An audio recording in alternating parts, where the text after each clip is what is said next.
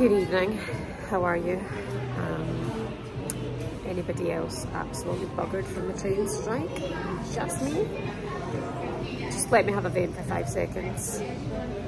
Coming at 3 o'clock this morning from work's night out, up at 8, which was quite generous of the kids to let us lie until 8. Out the door at 10. Took an hour and 40 to get to work, it's usually 50 minutes. Did the show, went to Top Sport, did the show, come off it at 5, did a work call for next week, ended up being late from that call to miss the last train home.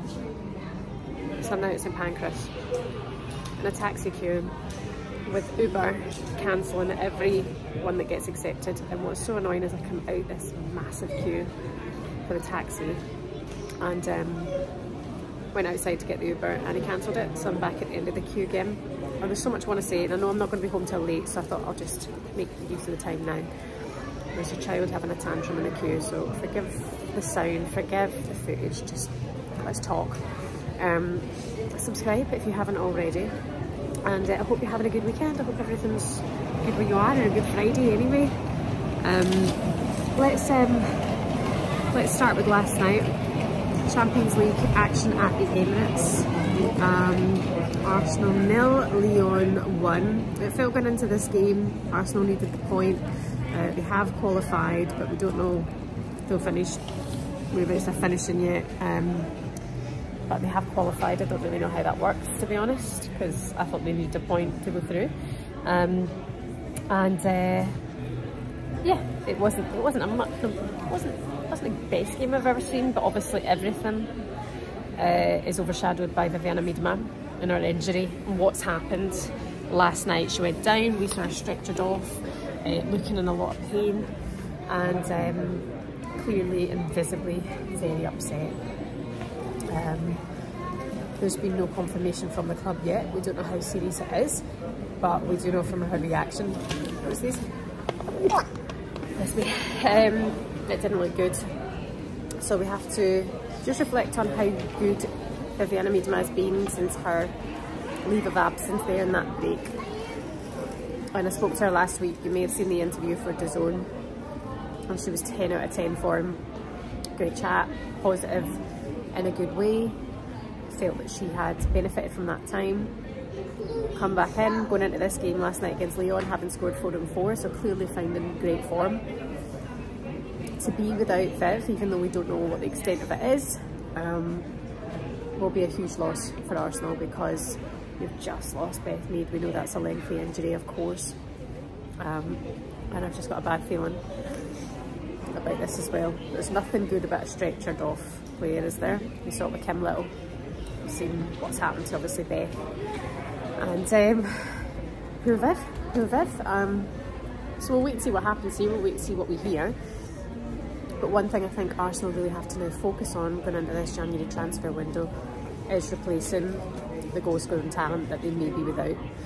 I believe that come the January window they would be looking to replace Beth, have somebody step in while she covers. If now you're down the WSL's all-time top scorer, you're going to have to. You know, if they want the hopes of the league and the hopes of Champions League to remain strong, they're going to have to really work at it at this window. Now, I don't know about you, I had a chat with Rachel from Girls on the Ball earlier on in the show I was working on. I'd heard a rumour, and I'd seen it on social media, that Alessia Russo is linked to Arsenal. Now, we know that Alessia Russo hasn't signed her new contract with Manchester United. We know Ella Toone has, and the idea of Ella Toone and Alessia Russo not playing together feels weird. It's kind of like Ant without Dec. It won't feel, it'll be very, very strange, but we also know from the performance that Alessia Russo put in the summer at the Euros that she's likely to be maybe one of the biggest transfers, but she would be leaving on a free. So we'll wait and see what happens there, but I like the idea of Alessia Russo at Arsenal. She knows the league, she knows many of the players, she's physical, she's lethal in front of goal, clearly. And what we can see from Jonas Cedeval's side and his signings, like the likes of Stina Blackstenius, he likes physical players, you know. That's how he kind of moves, and I think she would fit into that mould quite nicely. So we'll wait and see what happens there, but we also need to wait and see what happens for Vivianne Miedema. And you know, it's so frequently we're seeing these players going down with injuries. What has to be done? It's a lot of football. They're still playing next week as well. Of course, Arsenal have got Zurich, and all Chelsea are obviously still got Champions League action as well. But why is it this is occurring so much? What is going on? What needs to be done? What needs to be studied to really get down to the nitty-gritty and protect these players? And what's so sad is in the interview when I spoke to Viv last week, she was so clear in making sure that players get protected. You know, it's a lot of football. Why is this happening? You know, she spoke about that in great detail, and she wants, you know, UEFA and FIFA and the FA to make sure that there's enough. And I just had seen a break earlier on tonight that Infantino, the FIFA guy, is looking to start a Women's Club World Cup, which I like the sound of. I think that's always a bit of fun. But again, it's another competition where you're likely going to see maybe things go wrong. It's exciting, it's the growth of the women's game, and actually the one for me that I would like to see is a Women's Europa League, especially with this focus on Champions League. You know, we're seeing Arsenal and Chelsea go, you know, well, I suppose Chelsea got knocked out of the group stage last time, but you know, we want to value the WSL as the best league in the world. For me, in my opinion, it is. You might agree, you might disagree, let me know.